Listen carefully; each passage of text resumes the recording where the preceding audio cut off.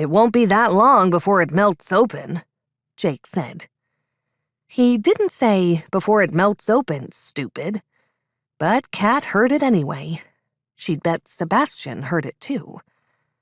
In fact, probably everyone in their small circle heard it as they stood in front of the wall of snow. To the north, the canyon was green. The fruit trees were blooming. They were already eating spring onions and asparagus. Their Angus cattle had added generously to the herd with their silky black babies. 2 of the horses had foaled, the cat had a litter of kittens, and the dog, to everyone's surprise, a litter of puppies. There were piglets, and the hens had hatched out eggs.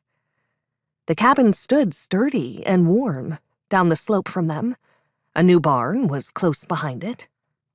They'd built a tidy little kitchen coop and a pig pen.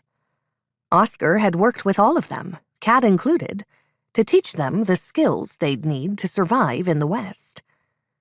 Kat now knew how to chop down a tree, cut the corners so the logs would latch together.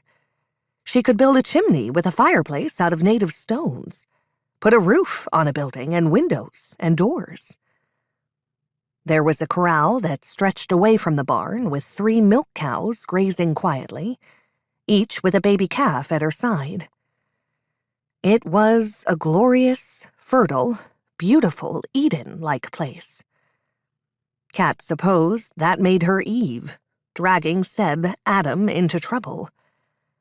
Except they were dragging each other now, weren't they? God had stayed with Adam and Eve after their fall, so Kat expected her heavenly father would help her along, too. "We need to get married."